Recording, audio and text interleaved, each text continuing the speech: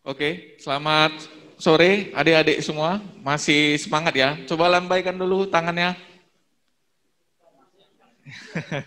Ya, oke. Terima kasih semua atas perhatiannya. Yang saya hormati Ibu Dekan dan Bapak Ibu Fungsionaris Fakultas. Juga di sini ada Bapak Wakil Rektor 4. Nah ini selamat sore adik-adik. Nah saya rasa ada juga semuanya ini sudah kenal lah ini sama saya ya. Karena saya masuk matematika dasar Senin yang lalu juga sudah, lalu tadi pagi juga sudah masuk. Nah jadi saya rasa nggak asing lagi. Nah ini nama saya Fernando Simanung Khalid, saya Kaprodi dari Program Studi Teknologi Hasil Pertanian, THP.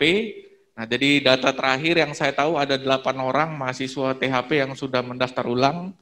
Nah selamat datang di Fakultas Pertanian, terutama di Program Studi Teknologi Hasil Pertanian. Nah harapan saya kalian tetap semangat walaupun dalam situasi pandemi sekarang ini kita nggak bisa bertemu langsung tatap muka, kita nggak bisa berkenalan secara langsung, tapi saya yakin ketika kita berkenalan dan bertemu seperti ini, nah itu juga sudah menjalin satu ikatan emosional yang nanti bisa kita jalin lebih dalam lagi saat situasi sudah lebih membaik dan kita sudah diperkenankan untuk melaksanakan perkuliahan secara tatap muka. Nah, saya rasa karena saya yang terakhir, jadi saya tidak mau berlama-lama, saya langsung saja masuk ke penjelasan mengenai program studi, supaya adik-adik yang mendengarkan juga tidak bosan. Nah, jadi program studi teknologi hasil pertanian itu sendiri juga sama dengan Fakultas Pertanian, didirikan pada tahun 1964. Nah, ini buat adik-adik semua, ada Nelson Mandela, yang mengatakan bahwa edukasi atau pendidikan adalah senjata yang paling ampuh, ya paling bisa untuk merubah segala sesuatu, termasuk mengubah dunia. Nah, dia sendiri membuktikan sudah mengubah ya bagaimana dulu Afrika Selatan negara yang tertinggal sekarang menjadi negara yang maju, sudah masuk ke dalam negara-negara G8, negara yang maju. Nah, jadi sama dengan kalian, hari ini kalian sudah putuskan untuk masuk ke dalam Fakultas Pertanian. Nah, semuanya mau mencapai cita-cita yang jauh lebih baik, jauh lebih tinggi. Nah, jadi kalian sudah punya senjatanya, kalian sudah punya, sudah masuk dalam track yang benar, kalian sudah menempuh jalur pendidikan sarjana. Nah, jadi harapannya bukan hanya masuk, tetapi kemudian bagaimana menyelesaikannya, bagaimana berjuang untuk menyelesaikannya menjadi lebih cepat dan berhasil menjadi lebih baik. Nah, Teknologi Hasil Pertanian, prodinya didirikan pada tahun 1964. Nah, jadi 1984 sama dengan pendirian Fakultas Pertanian. Nah, kemudian saat ini sudah terakreditasi B, dikeluarkan pada tahun 2020 yang terakhir. Nah, kemudian program studi ini nanti akan belajar mengenai penerapan ilmu pengetahuan dan teknologi dalam penanganan komoditi hasil pertanian, ya, terutama nanti dalam proses-proses pengolahan pangan, kemudian proses-proses pengolahan produk-produk hasil pertanian, nah terutama perkebunan, lalu peternakan, perikanan, dan hasil-hasil laut. Nah, nanti visinya itu kita akan bagaimana melaksanakan Tridharma perguruan tinggi. Nah, untuk diterapkan ke masyarakat. Nah, jadi nanti kita akan melakukan studi, akan melakukan proses-proses perkuliahan, lalu proses-proses penelitian yang nantinya akan berusaha untuk memecahkan masalah-masalah yang terdapat di masyarakat.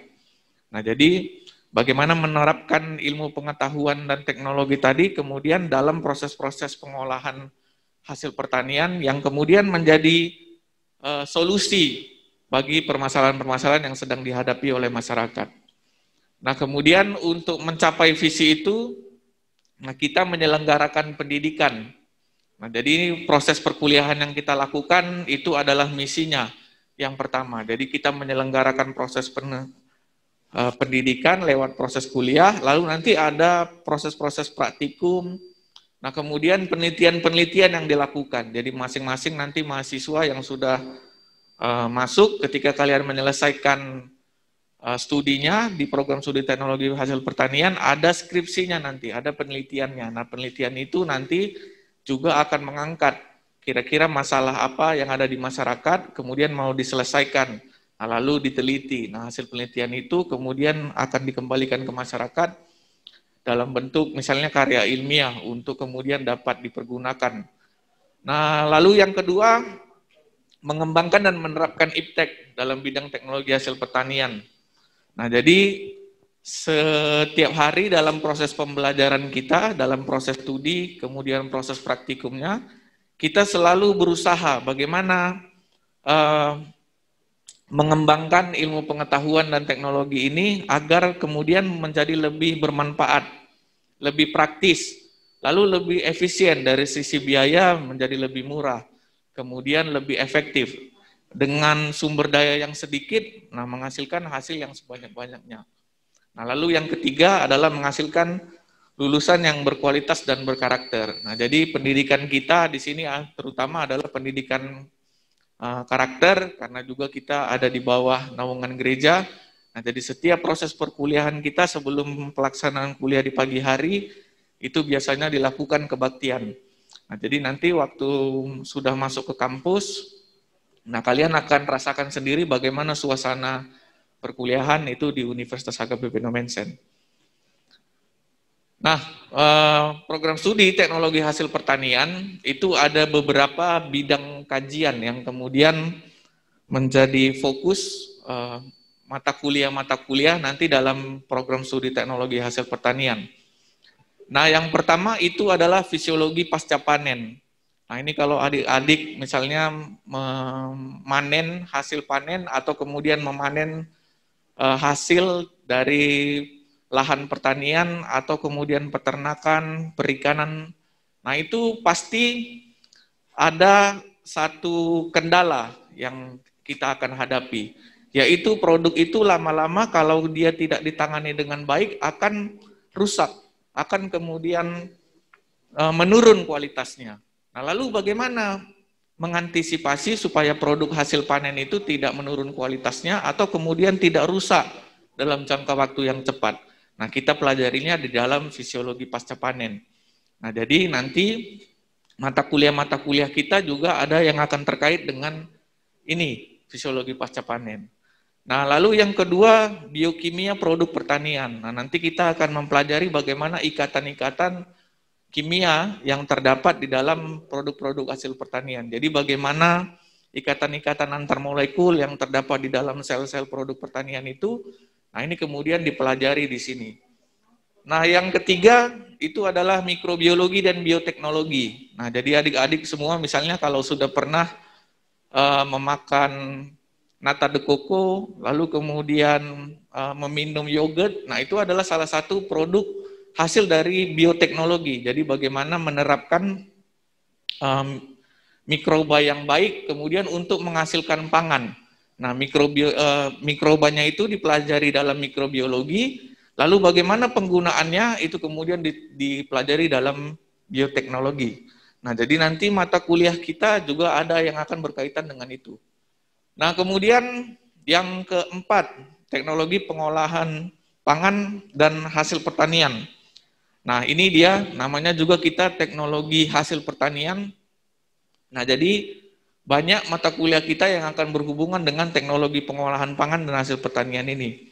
Nah, jadi misalnya bagaimana membuat mie dalam skala produksi yang masif, lalu bagaimana misalnya memproduksi kue dalam produksi yang masif, tepung, bagaimana menghaluskannya dan lain-lain, itu semua kita pelajari dalam teknologi pengolahan pangan dan hasil pertanian. Nah, ini juga termasuk teknologi pengolahan misalnya produksi hasil kelapa sawit, hasil perkebunan, kelapa sawit contohnya, lalu karet, kopi dan lain-lain, lalu kemudian bagaimana teknologi pengolahan dari hasil perairan, lalu biji-bijian dan lain-lain. Itu semua kita pelajari di sini.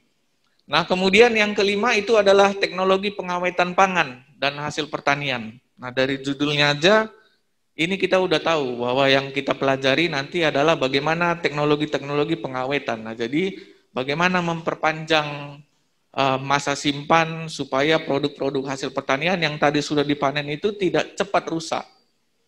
Kemudian tidak menurun kualitasnya sehingga ketika sampai ke tangan konsumen itu masih punya kualitas yang bagus sehingga dia masih punya daya nilai ekonomi yang tinggi.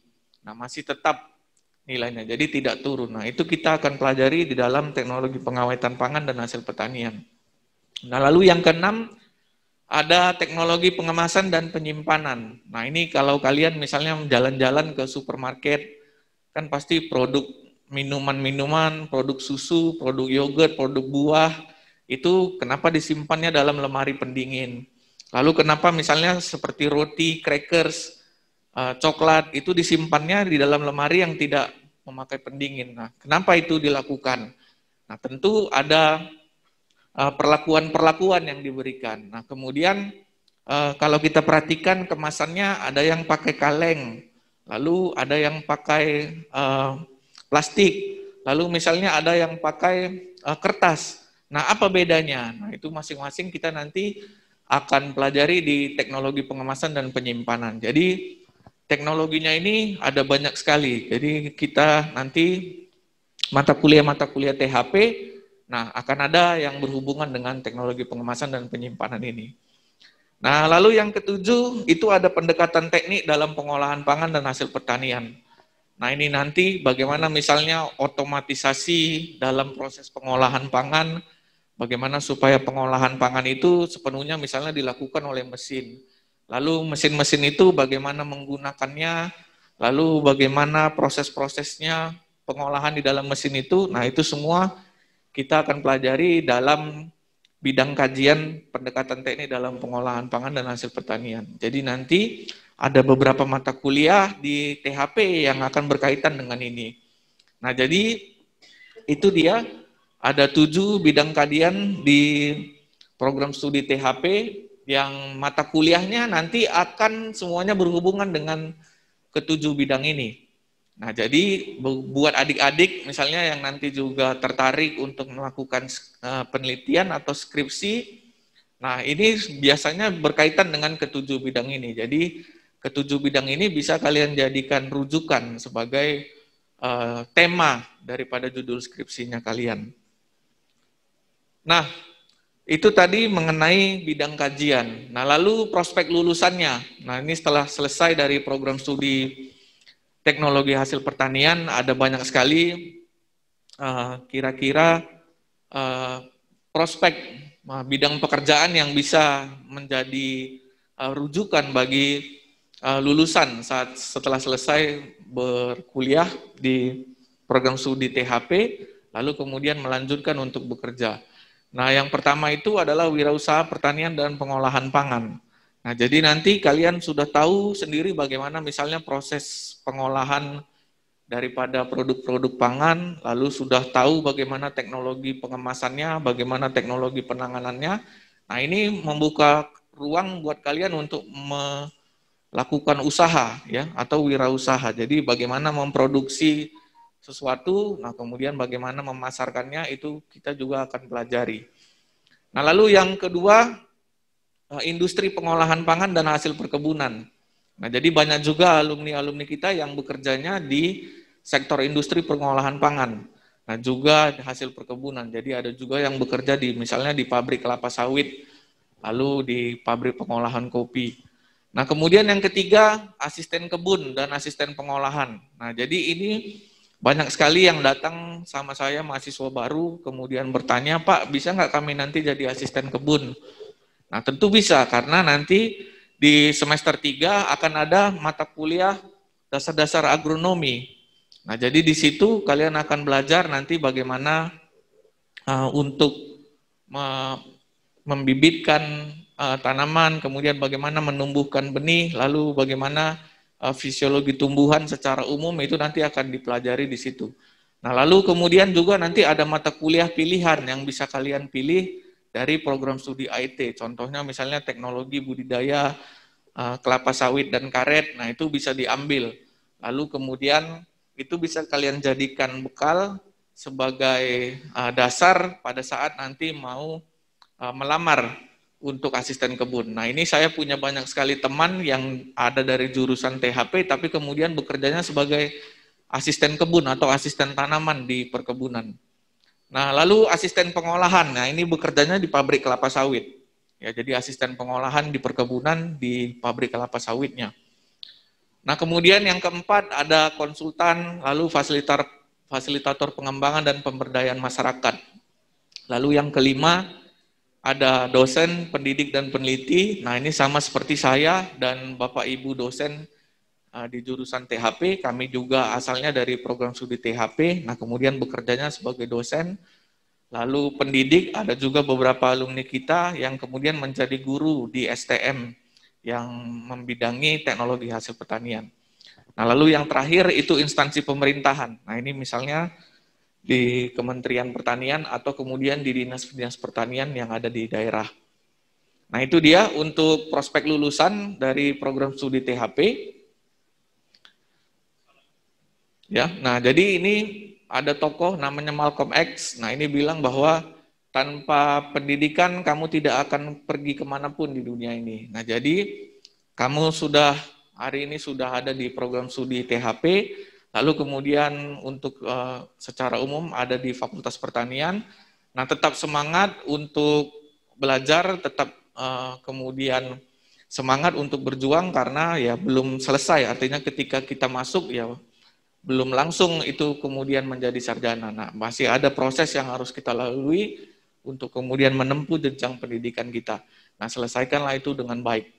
Nah, jadi mata kuliah yang ada di program studi THP itu bisa diselesaikan dalam jangka waktu 8 semester atau 4 tahun. Bisa dibukakan, Pak?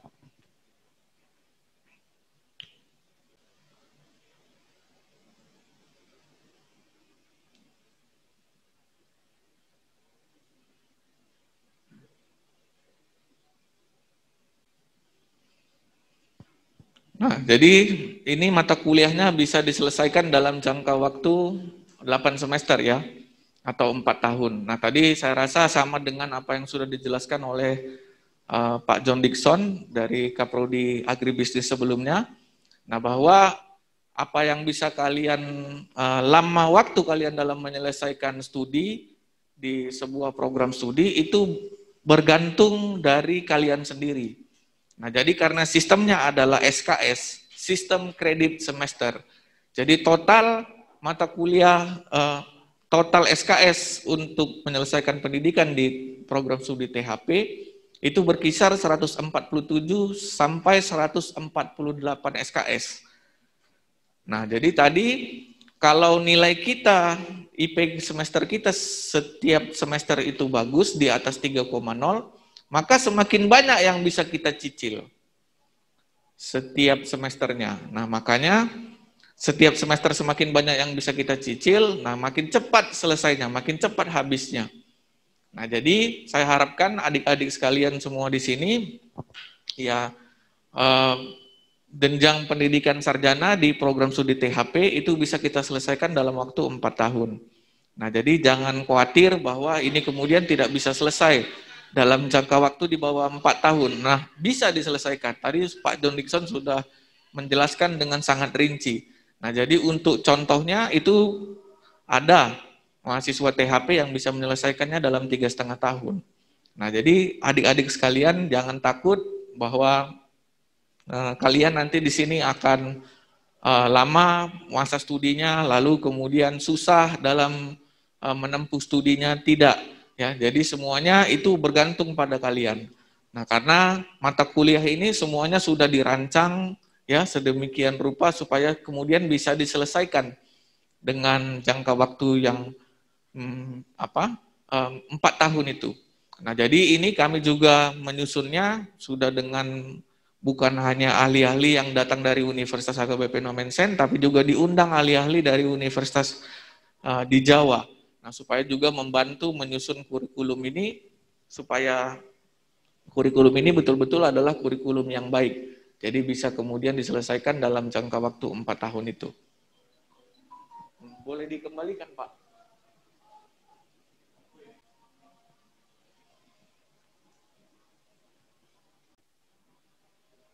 Nah, itu untuk kurikulumnya.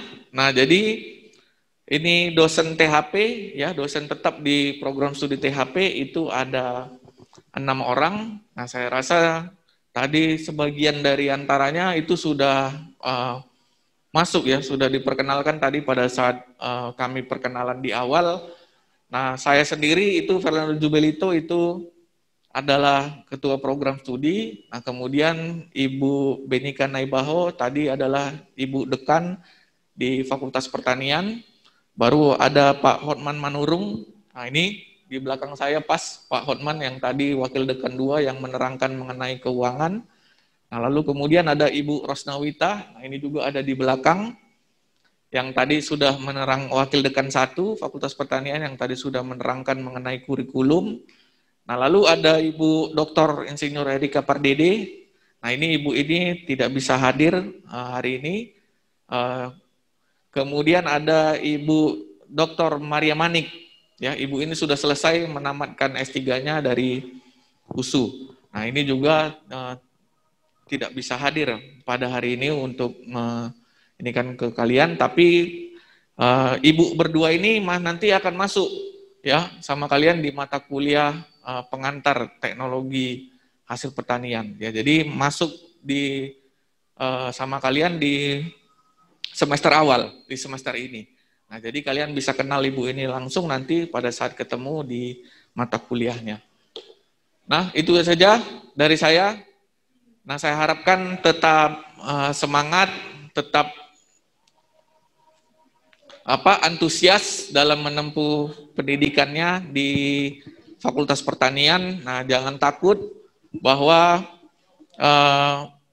pasti sulit untuk menyelesaikan ini, jangan takut seperti itu. Nah, tidak ada yang sulit karena kami juga sudah pernah melaluinya.